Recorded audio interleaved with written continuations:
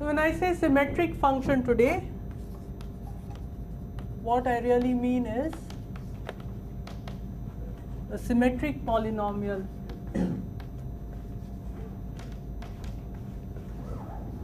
in infinitely many variables.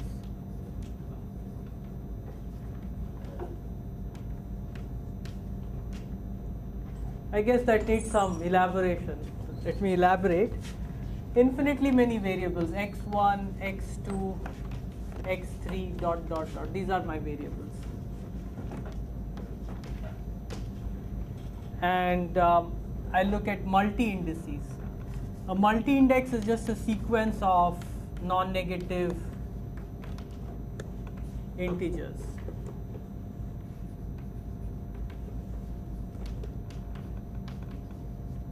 Of which at most finite, well, of which finitely many are positive.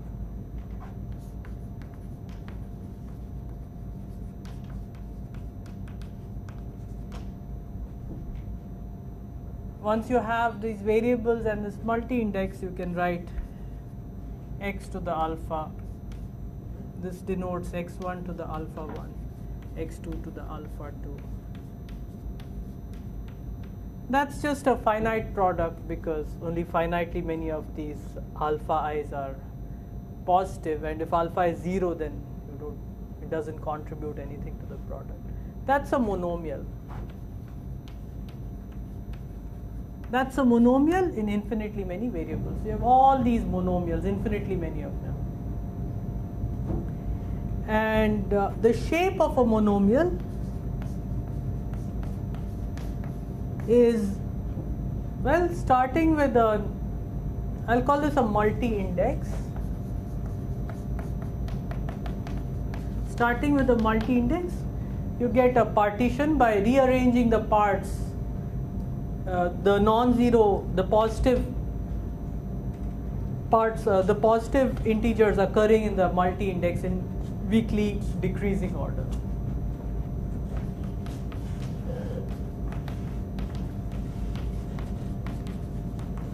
The partition obtained from alpha by arranging its positive entries by in decreasing order.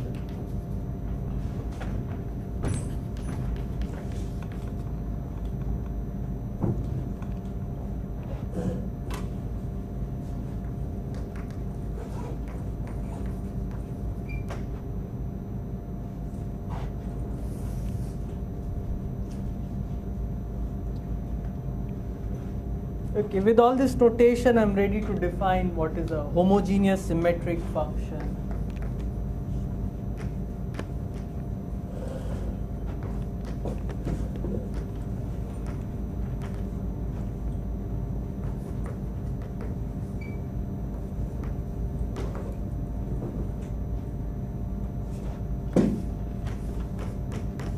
It's just a formal infinite sum. Okay, one more piece of notation I forgot to define. I'll define the size of alpha, which I'll denote by this absolute value symbol, to be just the sum of its entries. Okay, so that's the size of a multi-index. Now this degree n means I should look at monomials of degree n. This is a monomial of degree size of alpha. So what I'll write is alpha n. C alpha x to the alpha. Well, that's a polynomial. The symmetric part comes in when I say that C alpha, now we'll keep some field in mind, call it K, and we'll just ask that C alpha depends only on shape of alpha.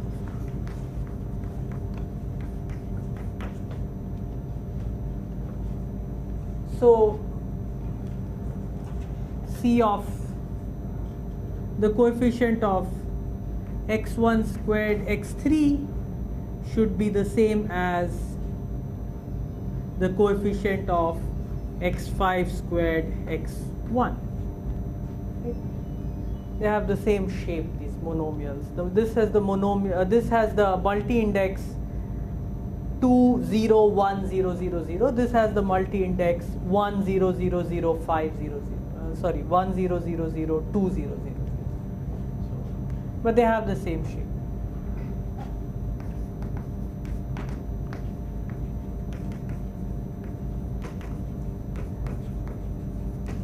This is why they're called symmetric. If you take any infinite, any permutation of the set 1 to n of the natural numbers, then this thing won't change, and you accordingly replace the variables, then this thing will not change. So clear what's meant by this? Is just a formal thing. They're not functions in the modern set theoretic sense of the word function. They're functions in the classical sense.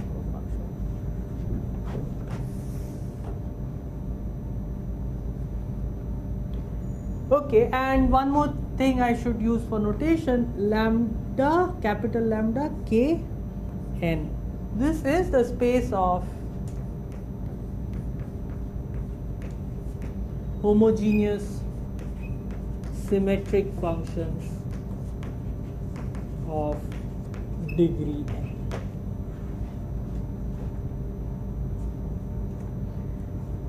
What is lambda k0?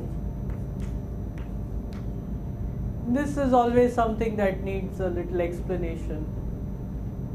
The definition literally taken, absolute value of alpha equals 0, size of alpha equals 0 means that all the parts of alpha should be 0.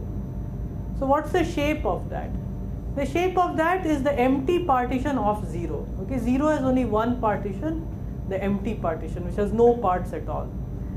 And that's the only shape allowed for degree 0, and therefore this is one dimensional, it's just k itself.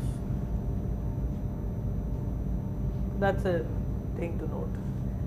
All the other ones, you'll definitely get infinite sums. If you take any other shape, then there are infinitely many monomials of that shape because there are infinitely many variables.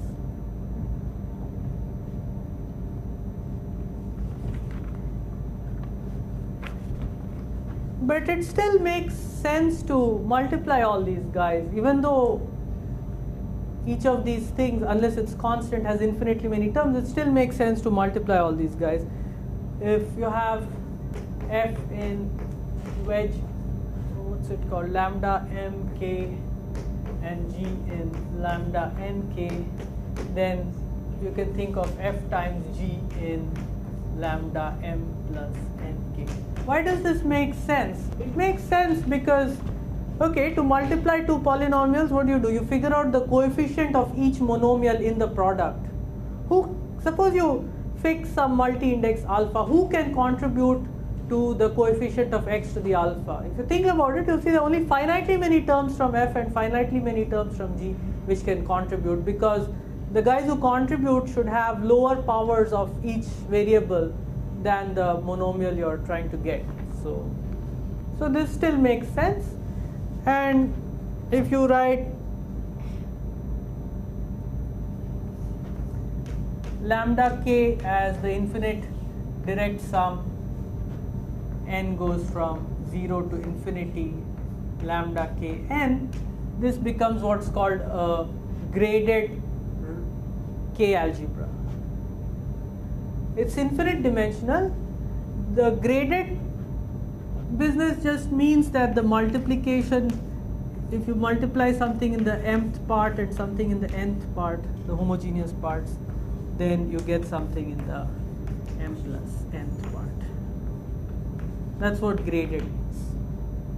This is a graded k algebra.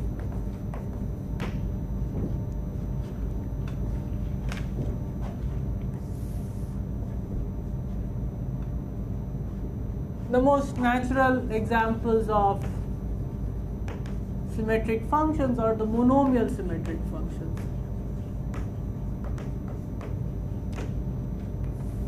the coefficients of a symmetric function depend on the shape of the multi-index. So you just fix a shape and you can construct a symmetric function of that shape by putting all the coefficients of multi-indices of that shape to be 1 and all other shapes to be 0.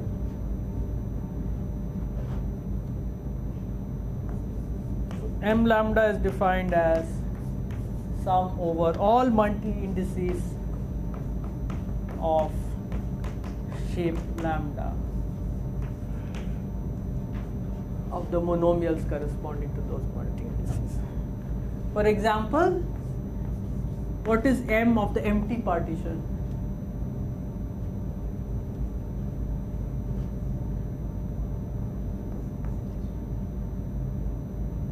Take a wild guess. 1. Okay. Because you'd just be taking shape of alpha to be the empty partition, x to the nothing. I mean, so you get 1. Literally following the definition. What is M1? So you just take monomials which have only one non-zero part, and that part is 1. So you get x1 plus x2 plus x3.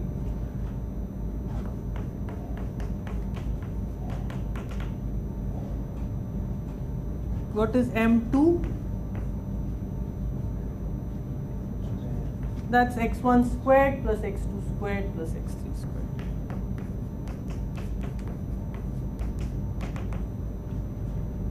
What about M11? The multi-indices you're taking will have two non-zero parts, each of which will be 1. Now the order doesn't matter.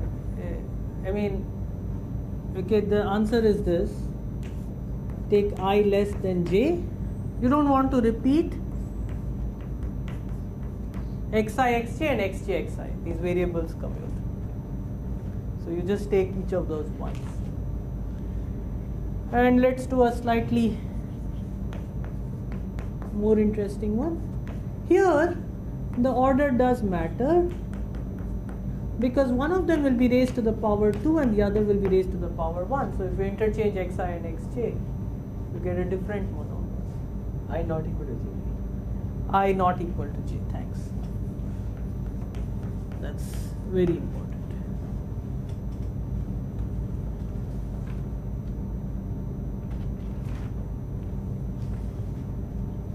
I hope that by now this first theorem is obvious, that the monomial symmetric functions form a basis. If you take all the partitions of n, then the corresponding monomial symmetric functions form a basis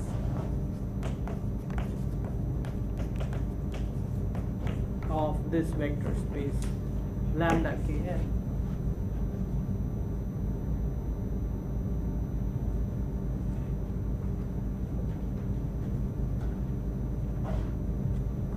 That's more or less trivial. Let's look at the first interesting non-trivial class of symmetric functions. These you may have seen from more elementary algebra courses. They are called elementary symmetric functions.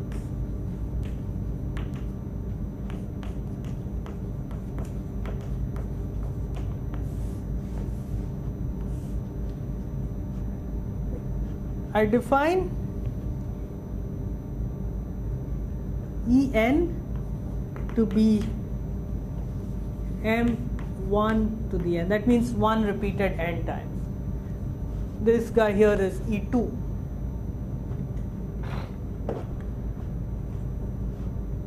This you can think of as summation over I1 less than I2 less than In. X I1 X I2 X I. In each monomial, each variable is raised to the power at most 1. That's En, and for any partition lambda you define E lambda to be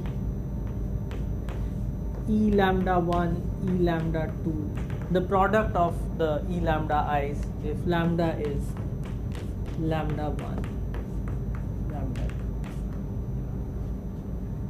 For every partition, you've defined an elementary symmetric function. I'll call that the elementary symmetric function of shape lambda.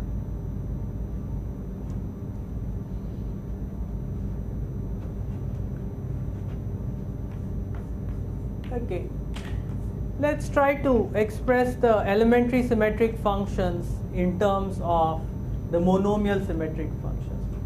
And the answer is a bit surprising in representation theory of symmetric groups. The answer is the following. If lambda is a partition of n, then E lambda is summation over mu n mu lambda m mu, where n mu lambda is something which we've seen before. It's the number of 0, 1 lambda by mu matrices. This is the thing that appears on the left hand side of the dual Rsk correspondence.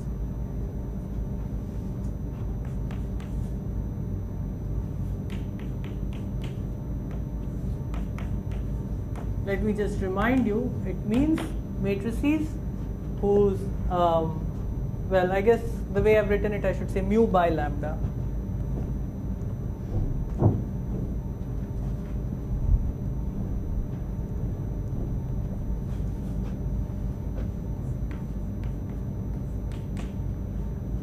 So the ith row adds up to mu I, and the jth column adds up to lambda j for each I and j.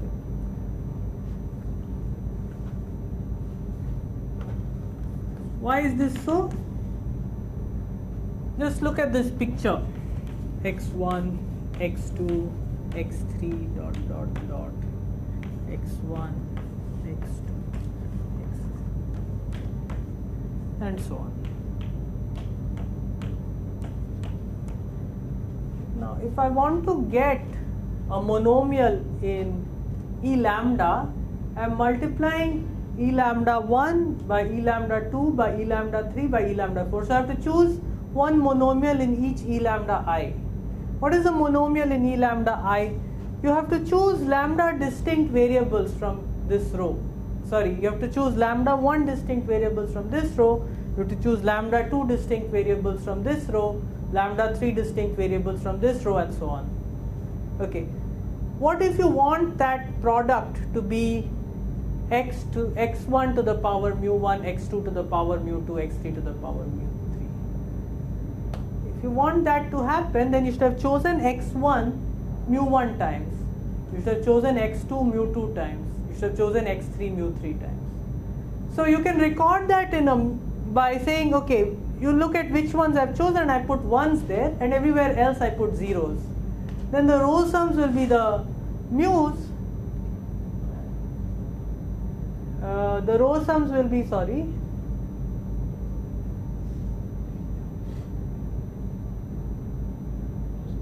so I want the thing to be x to the power mu, right? So, and yeah, so the row sums will be actually the lambdas, and the column sums will be the mu's. That's not exactly what we want, but it doesn't matter, because that gives us E lambda is n lambda mu m mu, but n lambda mu is n mu lambda, because you can always take a mu by lambda 0, 1 matrix and transpose it to get a lambda by mu 0, 1 matrix, and vice versa. So these have the same cardinalities.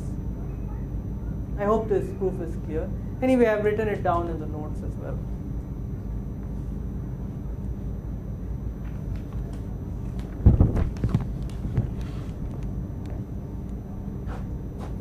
It will be convenient now to introduce a matrix notation for writing down identities like the one I just proved, the one that gives you the transition between monomial symmetric functions and elementary symmetric functions. What you do is you enumerate the partitions, enumerate this in such a way that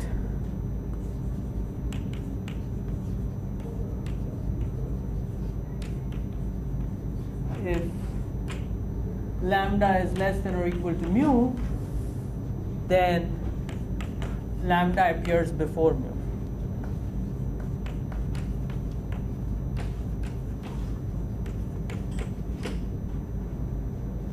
In some sense, I'm saying that you have this partial order, reverse dominance, and you take, it's a relation. Now you strengthen this relation by adding more less than or equal to signs till you get a linear order. It's always possible to do this. When you have a partial order, you can always strengthen it to a linear order. That's called a linear extension of a partial order. I'll let you think about that. So all I'm saying is that you take these partitions and arrange them in a sequential order in such a way that if lambda is less or equal to mu, then lambda appears before mu. We looked at some small examples where anyway it was a linear order, but once you go to larger n's, the reverse dominance order is not a linear order. Okay, once you do that, you can enumerate anything that is indexed by the partitions. I'll write m vector for the row vector whose coordinates are m lambda, enumerated in that order.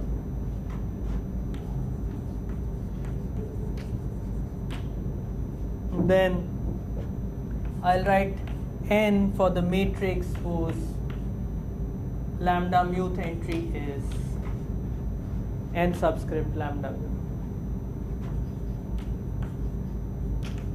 And I'll write E vector for E lambda. Then what I've proved just now is that E is equal to m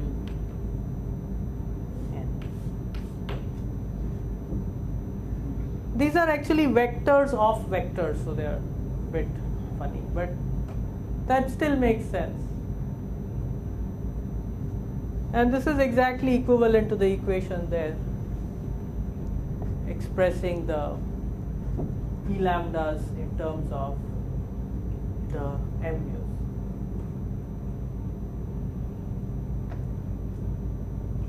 Okay, that just gets a matrix form, which is easier to handle, more intuitive.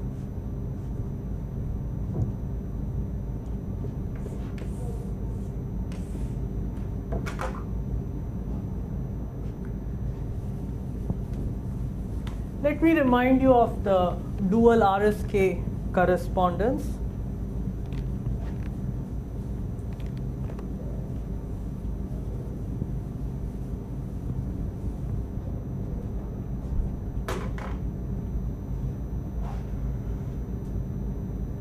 It says that, well, the counting level, it says it's actually a bijective correspondence, but the formula that it gives you is that n lambda mu is summation nu less than or equal to lambda nu prime less than or equal to mu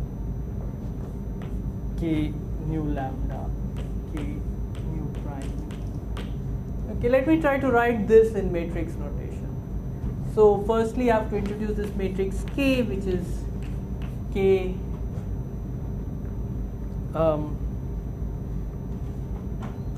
K lambda mu. Okay, this makes perfect sense if lambda is less than or equal to mu. If lambda is not less than or equal to mu, I'll say it's 0. Therefore, this becomes an upper triangular matrix.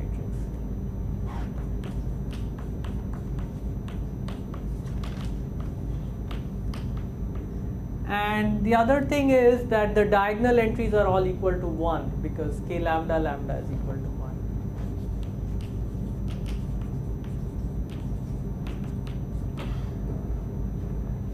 If this were not a nu prime, then this would be k transpose k, this sum. But there is this nu prime, so we need to handle that. I'll just introduce a permutation matrix. So J is the matrix which, if you multiply some matrix on the left by, you'll end up interchanging the nu throw with the nu prime throw. So that just means that the lambda muth entry of this is lambda prime mu. The entry is 0 unless mu is the prime of lambda. This is a permutation matrix of order 2.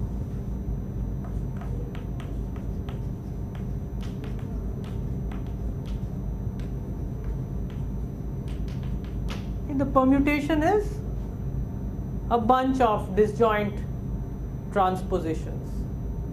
You take the pairs where nu and nu prime are distinct and just interchange them. If nu is equal to nu prime, you don't do anything to that. And this dual Rsk correspondence in matrix notation just says n is equal to k prime j k.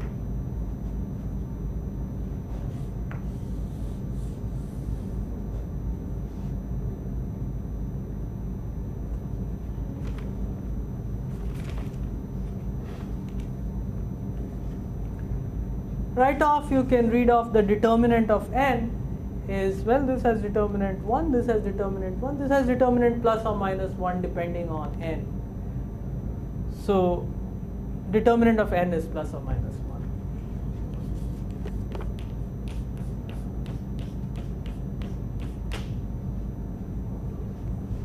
That gives you the fact that this identity going from monomial symmetric polynomials to elementary symmetric, monomial symmetric functions to elementary symmetric functions is invertible even over the integers. Because you can write down the inverse of n, its determinant being 1, that will again be an integer matrix.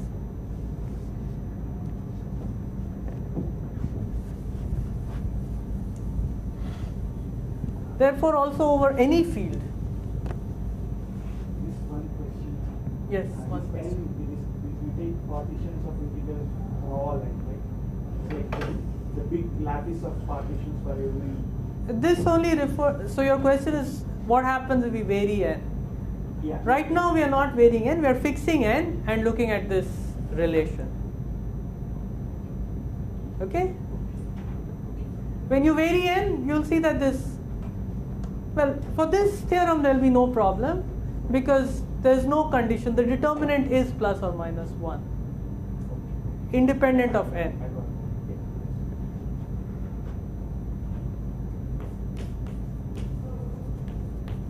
So you go from m to e by a non-singular transformation, which is non-singular over any field, no matter what its characteristic, because the determinant is plus or minus 1. If the determinant was 5, then maybe in a field of characteristic 5 we'd end up with a singular matrix. You get that E lambda, as lambda runs over partitions of n, is a basis of the homogeneous symmetric polynomials of degree n. Now these E lambdas themselves are monomials in the ENs. So what this is saying is that lambda k is just the polynomial algebra in E1, E2.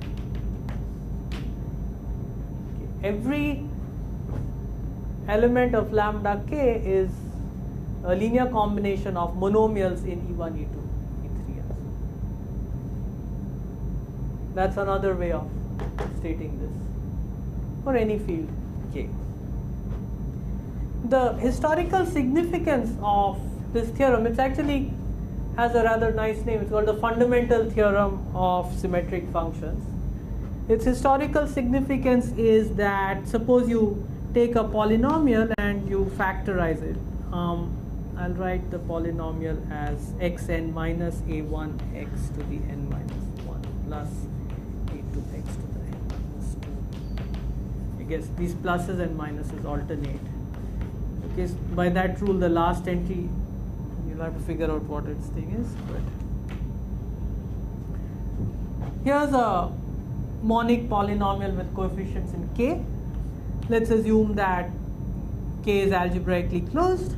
Then I can definitely write it as product I goes from 1 to n x minus lambda I not to be confused with the parts of lambda. These are just the roots of this polynomial, counted, listed with multiplicity. Then what is the relation? AI is related to these lambda i's as the ith elementary symmetric polynomial of the lambdas. So what you do is you put lambda 1 up to lambda n and then you put in zeros. You only bother with finitely many variables. And therefore what this statement becomes is the rather nice statement that every symmetric polynomial in the roots of a polynomial is a polynomial in its coefficients.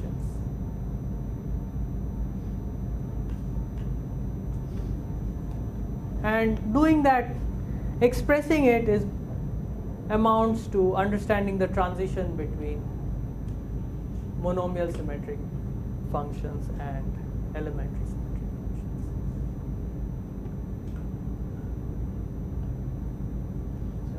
So we haven't defined lambda k in terms of, do we know that given any element in lambda k and given any bijection of n? Sorry? So given any bijection of natural numbers, Yeah. and given any element in lambda k, do we know, is it very clear that that bijection will leave the polynomial unaltered? Because your question is, suppose I have a bijection of the natural numbers and I take a symmetric function and I substitute for each variable. For xi, I replace it by x sigma I, where sigma is the bijection of the natural numbers. Will I get back the same symmetric function? You haven't defined it that way, right? No, I haven't defined it that way, but you will get back the same symmetric function, because when you do this substitution, the shape of the multi-index, basically what you're doing is you're taking a multi-index and using this permutation of the natural numbers to rearrange the entries of the multi-index. But the shape of the multi-index doesn't change. And when I defined it, I said that the coefficients depend only on the shape of the multi-index. So it doesn't change. In fact, the motivating idea is precisely that if you rearrange the order of the variables, then the polynomial should not change. It was just a way of stating it that I chose to do. And so if you just restrict the number of variables, you get that every symmetric function is. Here what we've done is we've taken n variables and set the rest to be 0. You can always do this. You can, for every n, you can just set the n plus 1, n plus 2 and so on variables to be 0 and do whatever calculation you're doing. That's called specialization. Some elementary symmetric polynomials or monomial symmetric functions will not show up when you do that. If each of the monomials has a variable that's after n, then it will just disappear. Some things get killed, but for example, you can try to specialize the relation between monomial symmetric functions and elementary symmetric functions. And so on, so long as you're working with at least n variables, that still works.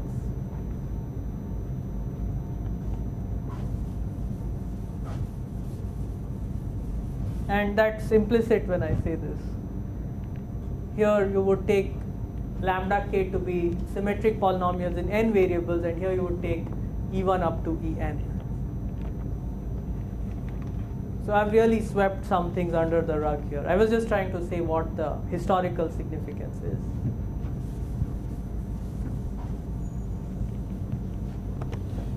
Usually you don't prove it this way. They're much more simple, down to earth proofs. But since we proved the dual Rsk correspondence using the Rsk correspondence and the character theory of symmetric groups, it would be a pity not to use it here. Anyway, it's a unifying idea. This factorization too will be quite useful later.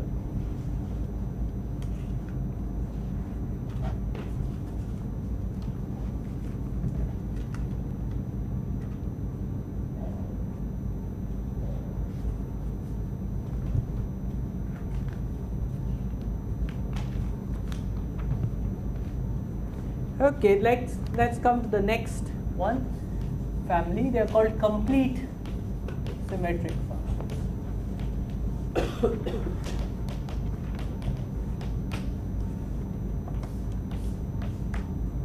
Define Hn to be m n.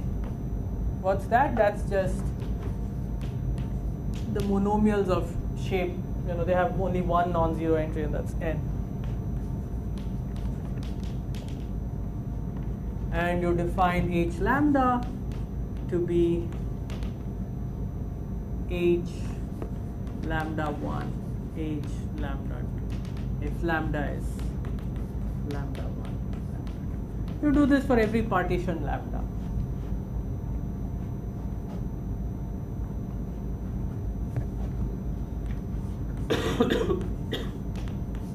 You can ask what is the relation between, these should be expressible as linear combinations of monomial symmetric functions. So how does that work?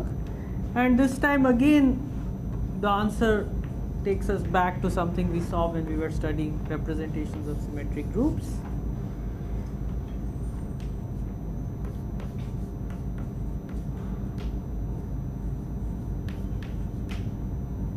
This time you get m h lambda is summation mu m mu lambda, capital M mu lambda M mu, where this capital M mu lambda is the number of matrices with non-negative integer entries, row sums mu and column sums lambda, what I call the mu by lambda matrices.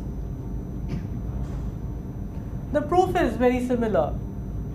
Now again you write down this array of variables x1, x2, x3, x1, x2, x3. Now what does it mean to look at a monomial in the expansion of this thing? So I have terms like this.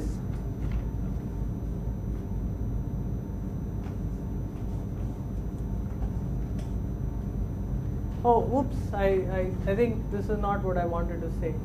Hn is not, this is called the power sum. Complete means all monomials of degree n. So let me rewrite that. What I want is all monomials of degree n.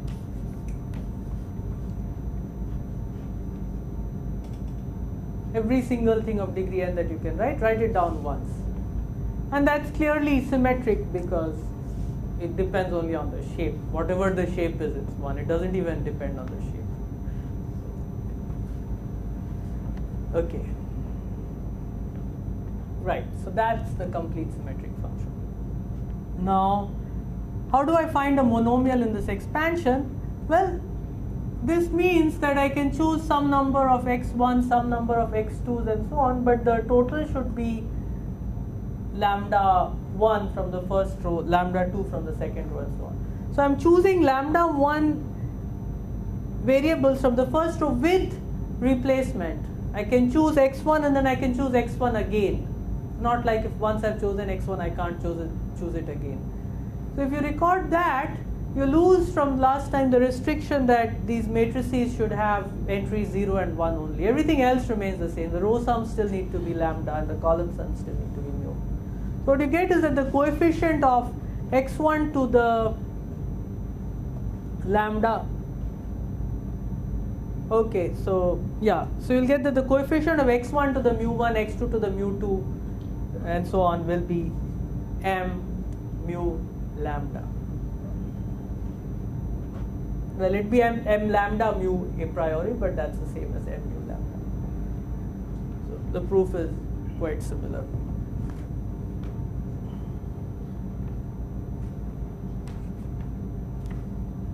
So I hope that proof is clear. People look quite convinced. So if you, instead of writing this, you write the power sums.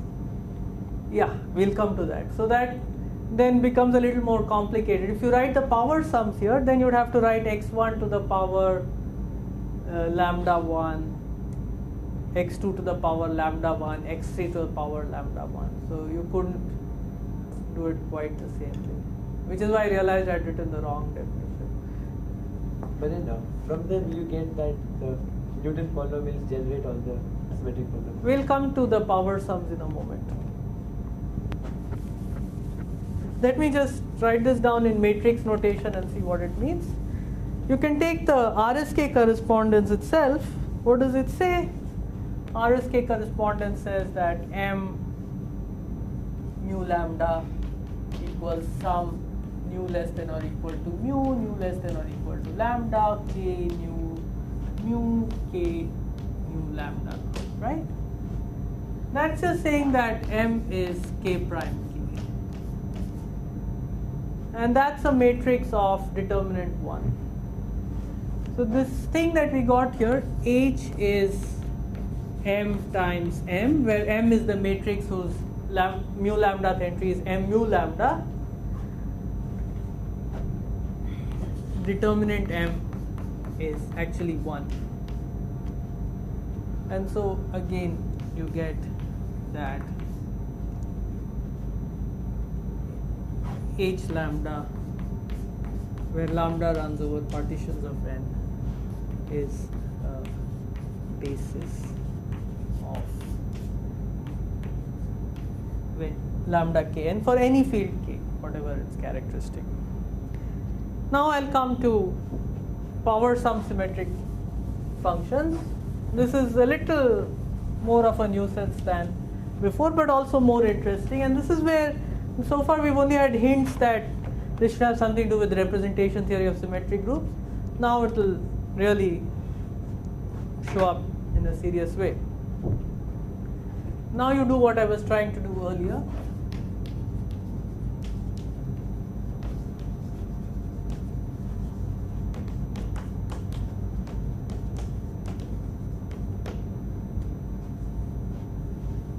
You define Pn to be Mn. So that's just x1 to the n plus x2 to the n. And you define P lambda to be P lambda 1, P lambda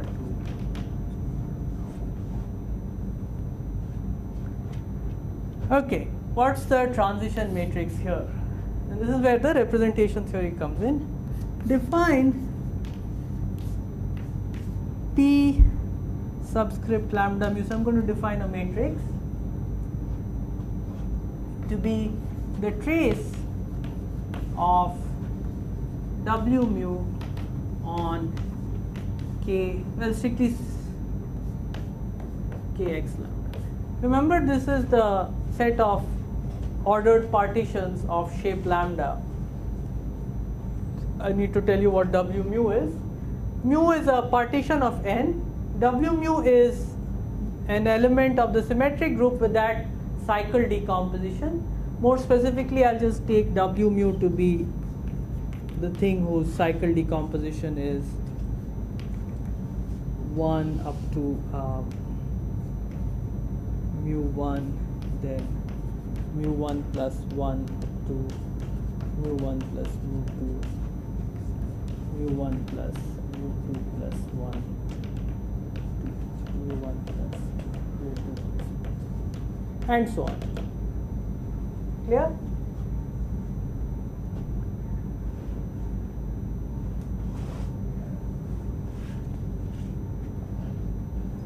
The assertion is that you take this element of the symmetric group or anything in its conjugacy class, you compute its trace in this permutation representation. That, remember, is just the number of fixed points in the set for W mu. So it's not really that much of a representation theory statement as yet. It's just saying that you look at the action of this on this set and you count the number of fixed points and call that P lambda mu.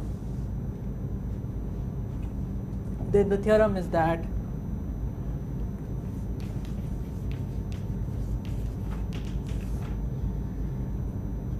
P mu, okay, this time I can't wantonly interchange lambda and mu, so I'll write this down a little more carefully. I mean, M and N were symmetric matrices. This P is not a symmetric matrix. So any partition of N, it's given by, P mu is given by P lambda mu M lambda.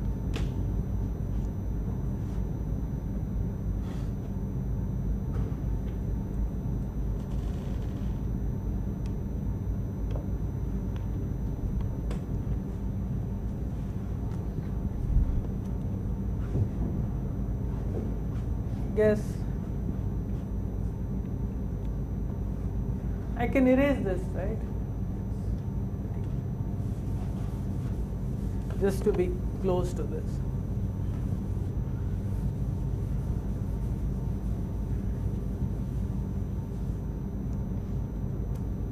How does this work? We'll try the same trick, but now we have to be a little more careful.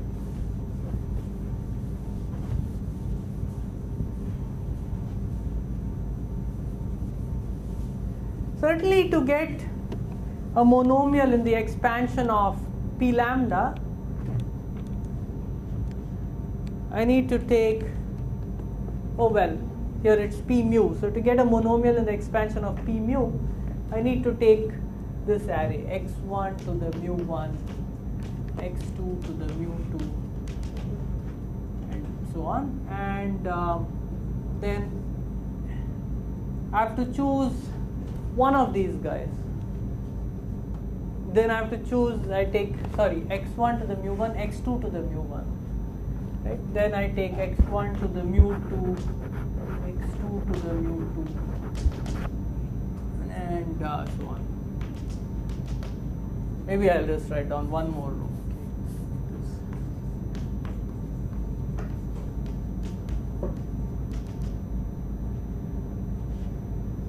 Now the thing is, to get a monomial in P mu, I must pick one entry from each row. Now, that monomial is x1 to the lambda 1, x2 to the lambda 2, x3 to the lambda 3, if and only if the sum of the mu i's for which I picked xj is lambda j.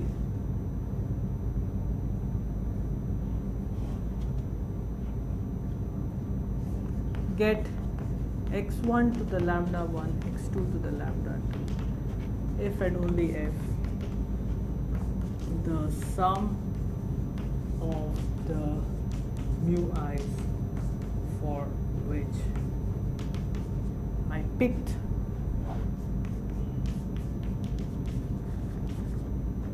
xi is lambda j. That's just the condition that you need to get x to get this monomial.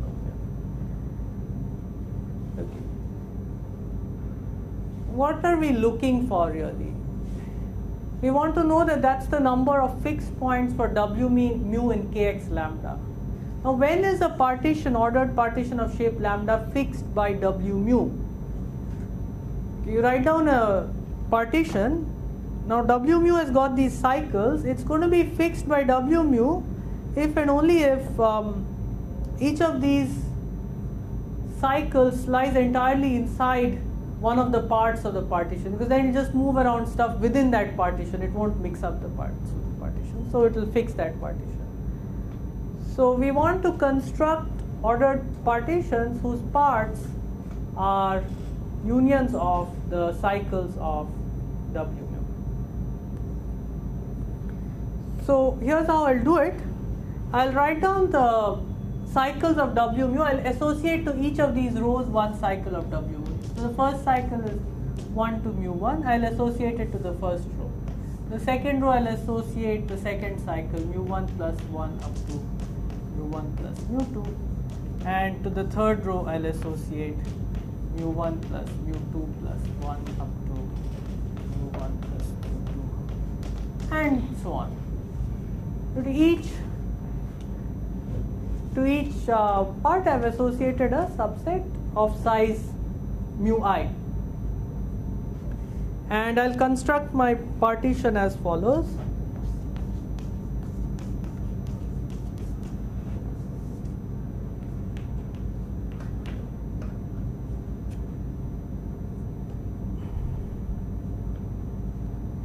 Si is the union of subsets. By subsets I mean these guys, subsets of n associated to the parts where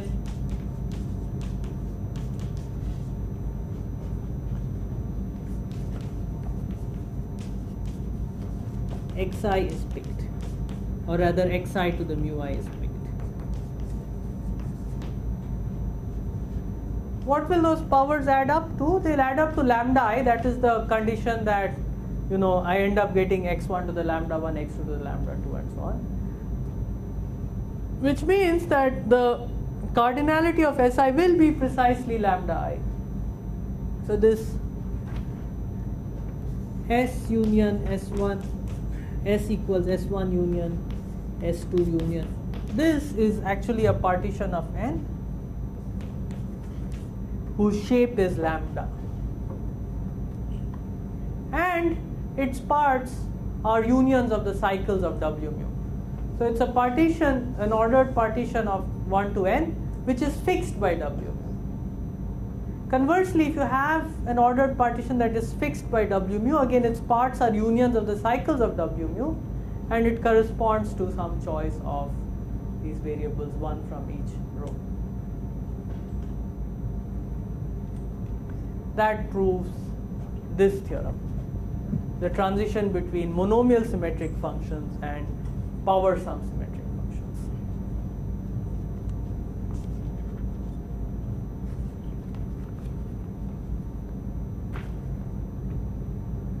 We can write that in matrix notation.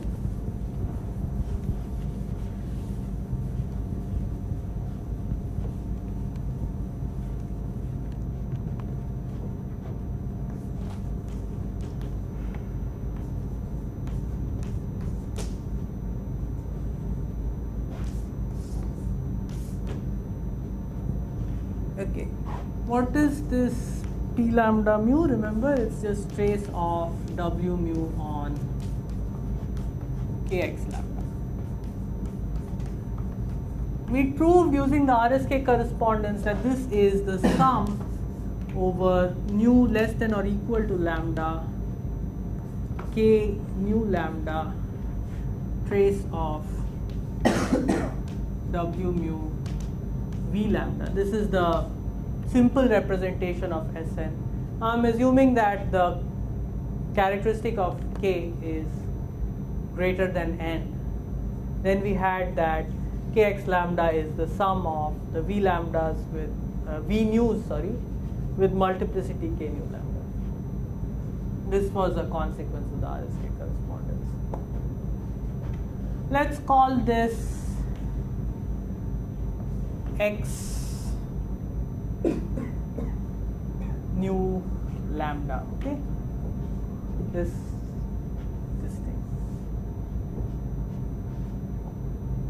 Then what this is saying in matrix notation is that P is K prime X, the transpose of K times X. Therefore, the determinant of P is the same as the determinant of X.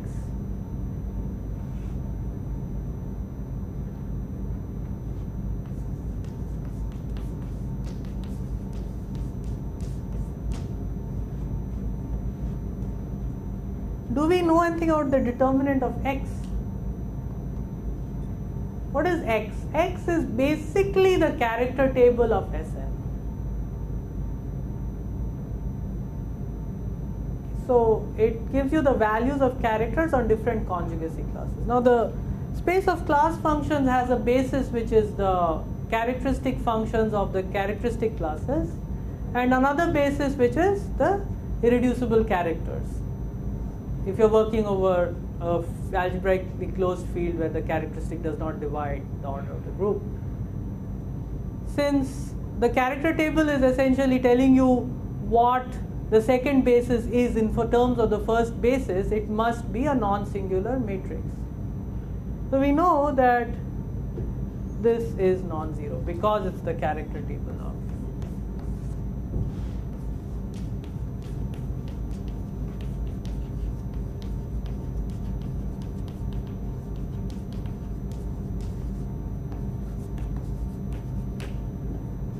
We get a much more qualified statement in the case of power sum symmetric functions,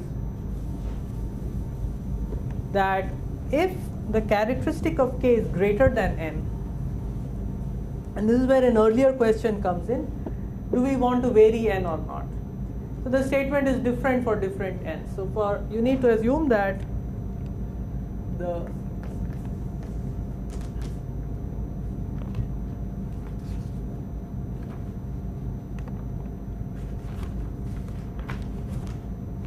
characteristic. So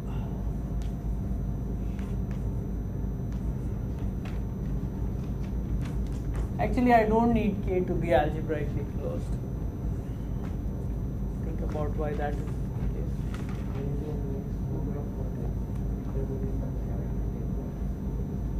Yeah, so